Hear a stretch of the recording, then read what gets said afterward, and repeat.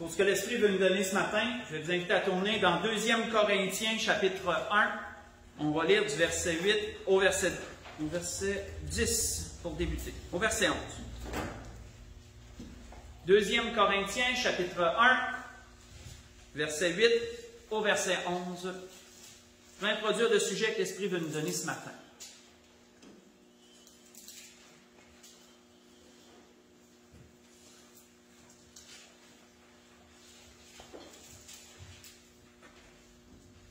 On voit que dans cette lettre, c'est un témoignage que l'apôtre Paul rendait aux Corinthiens, un peu comme une tranche de vie qu'il leur donnait de son expérience, de ce que lui a vécu. Et il leur dit, débutons au verset 8, « Nous ne voulons pas, en effet, vous laisser ignorer, frères, au sujet de la tribulation qui nous est survenue en Asie, que nous avons été excessivement accablés, au-delà de nos forces, de telle sorte que nous désespérions même de conserver la vie.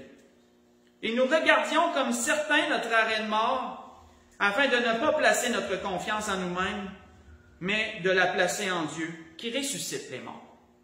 C'est lui qui nous a délivrés, et qui nous délivrera d'une telle mort. Lui, de qui nous espérons qu'il nous délivrera encore.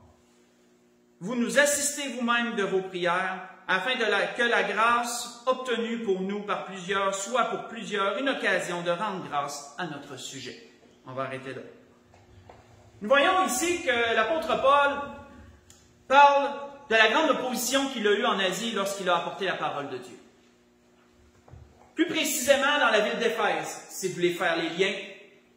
Dans la ville d'Éphèse où, entre autres choses, un homme du nom de Démétrius, qui fabriquait des idoles pour la déesse Diane, avait amené tout un soulèvement de la ville contre lui, de telle sorte que la ville était tellement enragée après lui qu'il voulait la mettre à mort et qu'il pensait, lui et ceux qui l'accompagnaient, que c'en était terminé physiquement. Mais on voit que Dieu a pourvu à sa délivrance, c'est ce qu'il dit, il nous a délivrés. Un homme sage de la ville avait intervenu. Il avait dit, qu'est-ce que vous êtes en train de faire là? On va se faire, si on a un débordement, l'Empire va envoyer des soldats, puis ça va être difficile, on va vraiment se faire réprimander sévère. Arrêtez tout ça, calmez-vous, que chacun retourne chez vous, chez eux. Et il y avait, par des paroles sages, calmé le jeu, et ainsi Paul avait été délivré, entre autres choses. Si vous voulez voir toutes ces choses, vous pourrez lire dans les Actes chapitre 19, et le chapitre 20. Actes chapitre 19 et chapitre 20, ces choses se retrouvent là. On peut voir que l'apôtre Paul avait eu une telle opposition, avait vécu une telle haine de la part de certaines personnes, qu'on voit que il témoigne de ceci, il utilise ces termes lorsqu'il en parle, lorsqu'il pense, il pensait, il dit, nous, pourquoi sommes-nous à toute heure en péril? Chaque jour, je suis exposé à la mort. Je l'atteste, frère, pour la gloire dont vous êtes pour moi le sujet en Jésus-Christ notre Seigneur. Et si c'est dans des vues humaines que j'ai combattu contre les bêtes à Éphèse, quel avantage m'en revient-il si les morts ne ressuscitent pas? Mangeons et buvons, car demain nous mourrons. Vous voyez ça dans 1 Corinthiens 15 que j'ai lu, du verset 30 au verset 32. L'apôtre Paul référait à ces gens d'Éphèse comme étant des bêtes. Et vous savez, ce terme, quand on regarde la définition dictionnaire, n'est pas anodin. Parce que l'une des définitions remonte au temps des Romains, où que lorsqu'il y avait la reine, et que les dirigeants voulaient offrir un spectacle de qualité, enrageaient des bêtes sauvages comme des lions et autres bêtes, ils les affamaient, ils les enrageaient, de sorte que quand ils étaient mis dans l'arène avec des gens, ben, la seule chose que ces bêtes voulaient, c'était déchiqueter, c'était tuer les gens qui étaient là. Et selon la définition dictionnaire, une bête est un animal qui est féroce et que les Romains utilisaient justement dans l'arène. Donc l'apôtre Paul prenait cette image de son temps et dire, ces gens à Éphèse ont été comme des bêtes envers moi, c'était des gens enragés, c'était des gens enragés. Et malgré tout, frères et sœurs, malgré toutes ces choses, Paul disait quoi? malgré le fait qu'on pensait que c'était terminé, Dieu nous en a délivrés. Dieu nous a sauvés. C'est ce qu'il disait au verset 10. Quand on tourne en 2 Corinthiens 4, voyons ce que l'apôtre Paul a dit un peu plus loin. On peut encore dire en référence à ce qu'il a vécu personnellement, un peu son constat par rapport à ce qu'il a vécu. 2 Corinthiens 4, si on lit à partir du verset 7.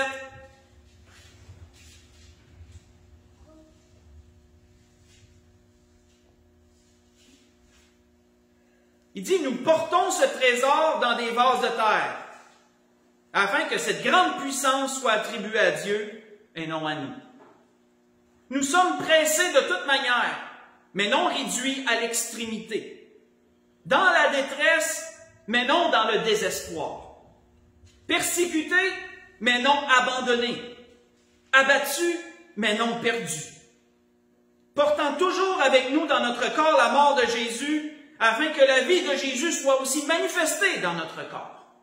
Arrêtons ici. Son constat, frères et sœurs, nous démontre quoi? Nous démontre qu'aussi difficile que les choses peuvent devenir, Dieu ne permet jamais que nous soyons réduits à l'extrémité. En d'autres termes, que nous soyons réduits à notre plus triste état. C'est ce que le mot extrémité veut dire selon le dictionnaire. Être réduit à notre état le plus triste. Il ne permet jamais que nous soyons dans le désespoir. Il ne permet pas que nous soyons abandonnés. Il ne permet pas que nous soyons perdus. C'est le constat de l'apôtre Paul. Et l'Esprit veut nous démontrer ce matin, frères et sœurs, nous encourager dans ces choses, par toutes ces affirmations que l'apôtre Paul a faites. Nous allons aller voir des endroits pour chaque affirmation et voir comment ces affirmations se sont toujours avérées véridiques et vraies, parce que nous avons un Dieu qui est fidèle. Oui, l'apôtre Paul avait raison, frères et sœurs, de dire dans son cas, dans la détresse, mais non dans le désespoir. Parce que malgré le fait qu'il pensait que c'était terminé, l'apôtre Paul savait que Dieu est là. L'apôtre Paul savait où il s'en allait. Donc, peu importe ce qui arrivait, il savait, l'apôtre Paul, que le Seigneur l'accueillerait d'une manière ou d'une autre. Mais non, Dieu l'en a délivré, lui et ses amis. Mais voyons, frères et sœurs, ce que les autres affirmations nous démontrent selon les Écritures.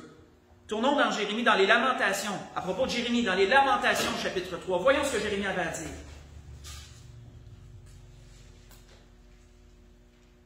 Dans les Lamentations, chapitre 3. Un témoignage que Jérémie rend de lui-même, de ce qu'il a vécu lui aussi. Dans les Lamentations, chapitre 3.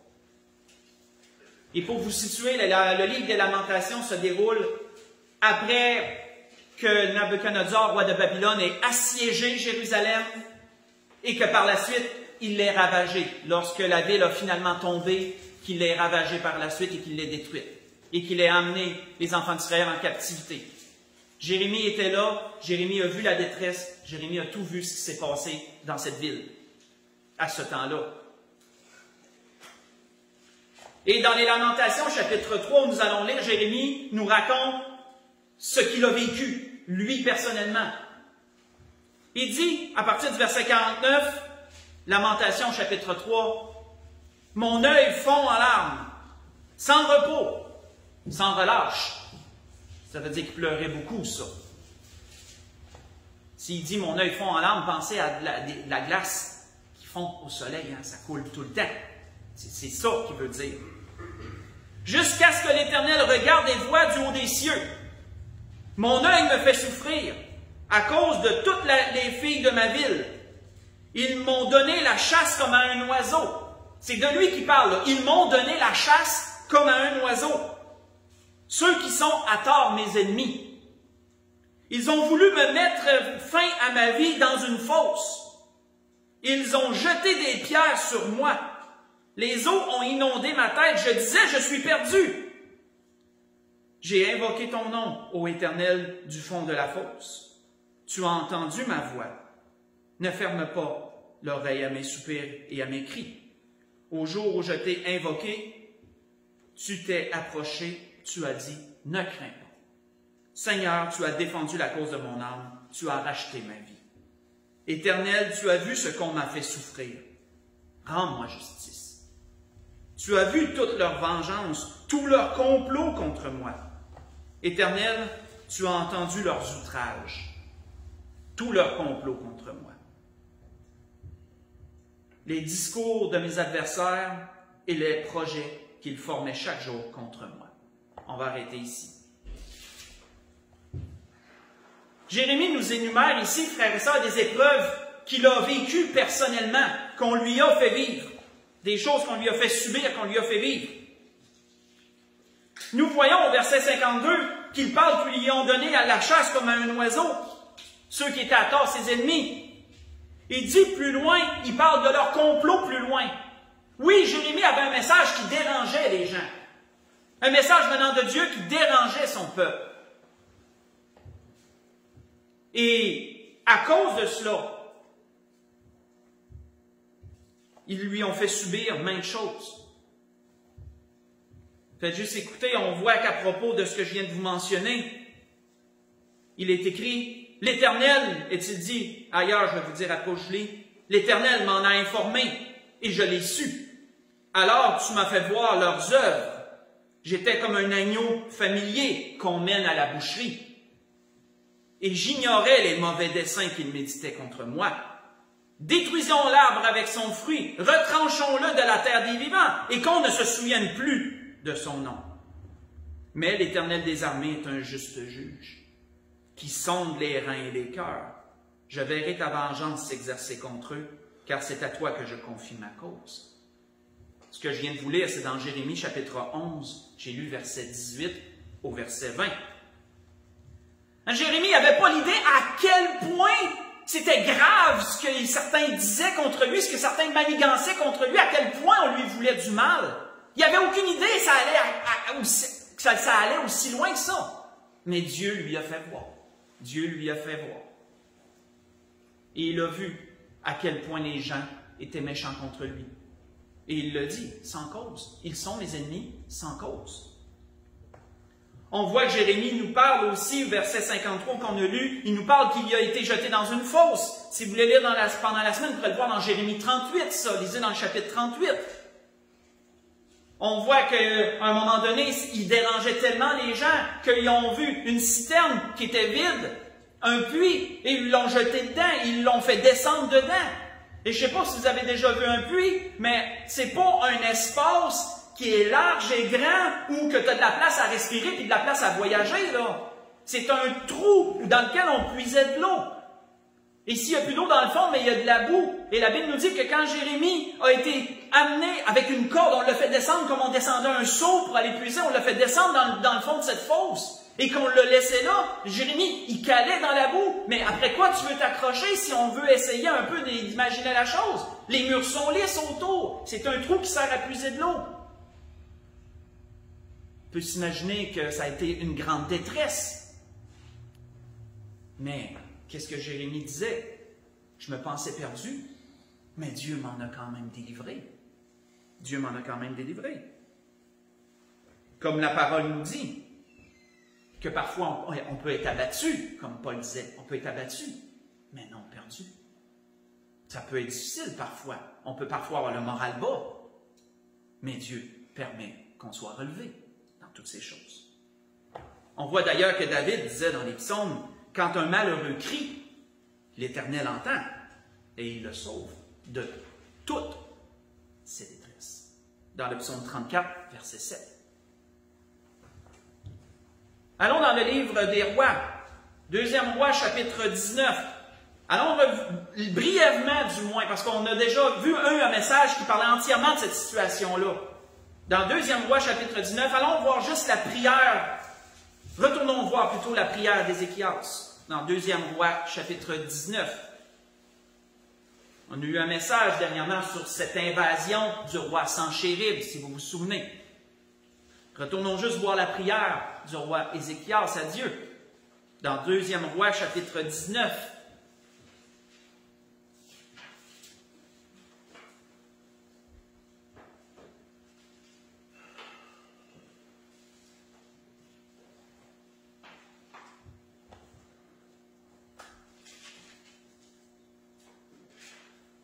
On voit qu'il est dit, Ézéchias prit la lettre de la main des messagers et la lut. Puis il monta à la maison de l'Éternel, la déploya devant l'Éternel, à qui il adressa cette prière. Éternel, Dieu d'Israël, assis sur les chérubins, c'est toi qui es le seul Dieu de tous les royaumes de la terre. C'est toi qui as fait les cieux et la terre. Éternel, incline ton oreille et écoute. Éternel, ouvre tes yeux et regarde. Entends les paroles de Sanchérib, qui a renvoyé Rabshakeh pour insulter le Dieu vivant. Il est vrai, ô Éternel, que les rois d'Assyrie ont détruit les nations et ravagé leur pays, et qu'ils ont jeté leurs dieux dans le feu. Mais ce n'était point des dieux, c'étaient des ouvrages de main d'homme, du bois et de la pierre, et ils les ont réduits à rien. Maintenant, Éternel notre Dieu, délivre-nous de la main de Sanchérib, et que tous les royaumes de la terre sachent que toi seul es Dieu, ô Éternel. Arrêtons ici. Nous nous souvenons certainement de cette portion d'histoire où le roi Sanchérib a tourné ses regards vers le territoire de Juda, puisque son prédécesseur avait conquéri la Samarie et une grande partie du territoire d'Israël. Et que là, lui, tournait ses regards vers le territoire du Juda, un peu le dernier bastion, on pourrait dire, qui restait du peuple d'Israël. Et qu'il a décidé d'avancer, il a conquéri les grandes villes dans le territoire en arrivant jusqu'à Jérusalem. À Lachish, il a fait son campement, mis le gros de son armée, envoyé son émissaire pour insulter Dieu et pour décourager le peuple et l'intimider par des paroles de toutes sortes, leur disant, ne pensez pas que Dieu va vous délivrer. C'est vainement que vous allez espérer ça. Capitulez plutôt. On va vous amener ailleurs, puis vous allez être bien, vous allez être heureux. Vous allez avoir mieux qu'ici. Faites juste capituler. Et on voit que les enfants d'Israël n'ont pas dit un mot. Ils sont demeurés fermes, ils n'ont pas dit un mot là-dessus. Et lorsque le roi a vu la lettre et qu'il l'a lue, il l'a emmené dans la maison de l'Éternel, il l'a déployé devant Dieu, il a dit, Dieu, regarde la lettre et regarde les paroles. Et qu'est-ce que la Bible nous dit, frères et sœurs, vous le savez, Dieu a amené la délivrance. En peu de temps, son armée a contracté quelque chose. Comme je vous l'avais dit, si vous vous souvenez du message, selon l'histoire, l'historien pense que c'est la peste que son armée aurait contractée. Et en peu de temps, son armée a été décimée et lui a dû retourner dans son pays où il est mort par traîtrise de ses fils pour la royauté. Même quand la situation, frères et sœurs, paraissait inéluctable, qui veut dire inévitable, qui veut dire qu'il ne pouvait pas être autrement que ce qui allait arriver, Dieu a quand même renversé les choses parce qu'on a ce Dieu qui est capable de faire ça. L'apôtre Paul avait raison de dire qu'on peut être pressé de toute manière, mais pas réduit à l'extrémité. Parce que ce siège qu'ils ont eu n'était en rien comparable au siège que Jérémie a vécu plusieurs années plus tard. Parce que le peuple, au temps de Jérémie, Dieu a permis qu'ils soient réduits à l'extrémité à cause de leur péché. Mais au temps d'Ézéchias, pour un roi et un peuple qui voulait servir Dieu, Dieu n'a pas permis qu'ils soient réduits à l'extrémité, eux. Dieu a renversé les choses avant que ça l'arrive. Et Paul avait raison de dire qu'on peut être pressé de bien des façons. Et pensez, quand on parle de presser, pensez comme un citron, mettons, que vous pressez de tous côtés, là, que ça serre contre toi. Mais pas réduit à l'extrémité. On voit qu'Ésaïe, faites juste écouter, belles paroles qu'Ésaïe a prononcées plus tard, mais on pourrait les attribuer à ce qu'ils ont vécu.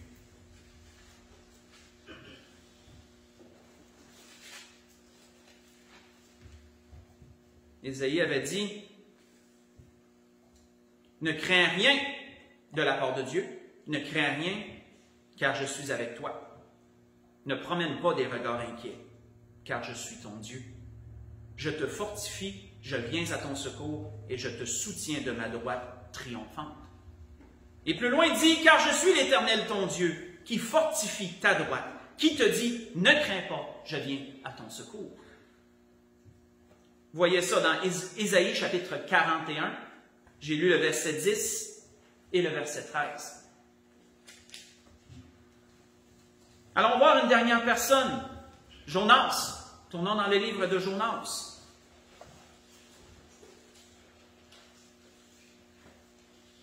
Jonas est un cas particulier, frères et sœurs. Parce que qu'est-ce qu'on a vu jusqu'à présent? Jérémie a été persécuté pour Dieu. Il faisait la volonté de Dieu. Ézéchias et le peuple ont été pressés par le roi Sanchérib, mais ils ne l'avaient pas cherché. C'était comme une fatalité. Le roi avait tourné ses regards vers là, et c'était ça qu'il voulait conquérir, et eux subissaient le coup du sort, on pourrait dire. Ils subissaient cet assaut. Mais Dieu les en a quand même délivrés. Jonas, lui, on pourrait dire qu'il l'avait cherché. Jonas, lui, a désobéi à Dieu. Est-ce que ça veut dire qu'il n'aimait pas Dieu? Absolument pas. Jonas était un homme qui aimait Dieu, mais il n'était pas d'accord avec Dieu sur le point que Dieu lui demandait. D'aller dans une ville païenne et de prêcher un avertissement. Il n'était pas d'accord. Parce qu'il voulait que les païens périssent. Il ne voulait pas que Dieu use de miséricorde envers eux. Donc, il ne voulait pas aller et parler de repentance. Et il est allé à Tarsis, il a fui au sens contraire, d'où que Dieu voulait y aller. Et Dieu a fait venir la tempête. Et de suite d'événements, il a été jeté dans la mer pour calmer les eaux, parce que sinon tout le monde allait périr. Et dans les eaux, Dieu a dit à un grand poisson, tu vas aller le ramasser. Et pendant qu'il était dans le ventre de ce grand poisson, on peut s'imaginer que ça devait être difficile. Jonas a prié. Et dans le chapitre 2, qu'a-t-il dit dans sa prière? L'Éternel fit venir un grand poisson, est-il dit, pour engloutir Jonas. Et Jonas fut dans le ventre du poisson 3 jours et 3 nuits. On sait ce que ça symbolise. Jonas, dans le ventre du grand poisson, pria l'Éternel son Dieu. Et dit, dans ma détresse, j'ai invoqué l'Éternel. Et il m'a exaucé. Du sein du séjour des morts, j'ai crié. Et tu as entendu ma voix. Tu m'as jeté dans l'abîme, dans le cœur de la mer. Et les courants d'eau m'ont environné.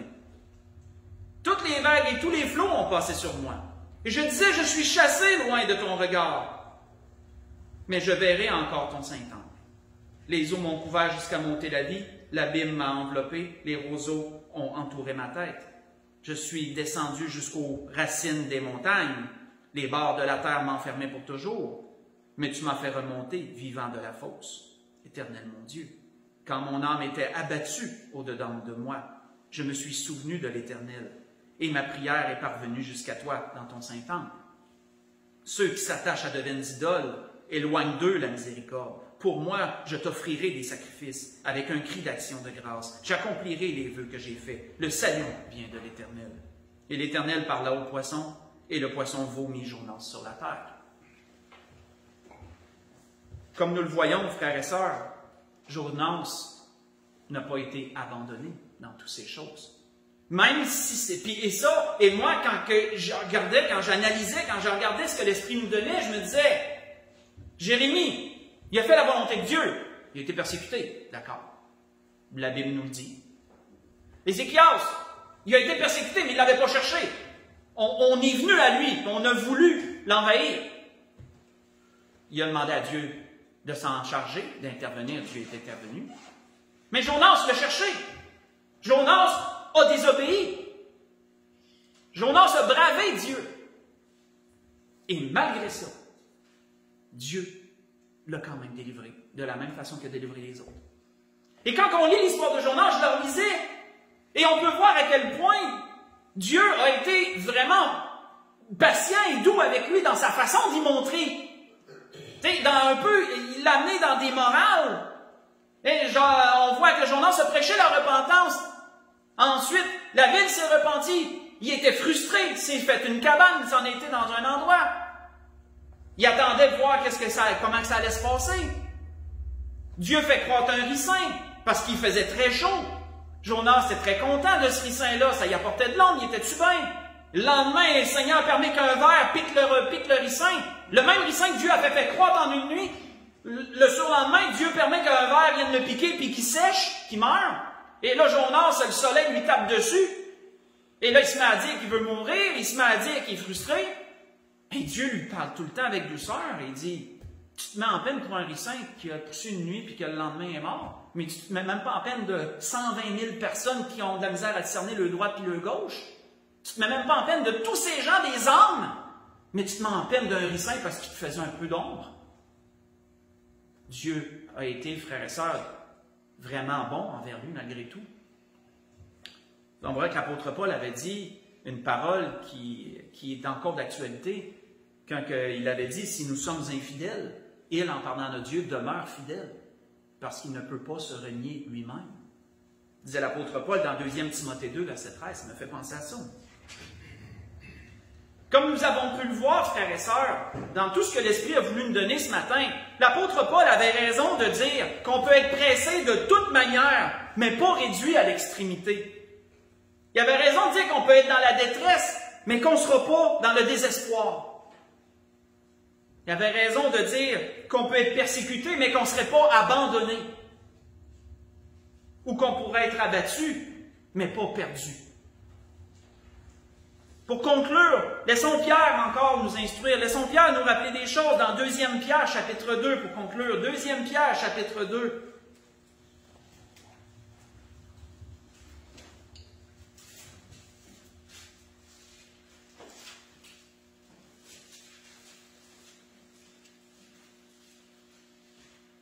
Deuxième Pierre, chapitre 2. Si on lit à partir du verset 4.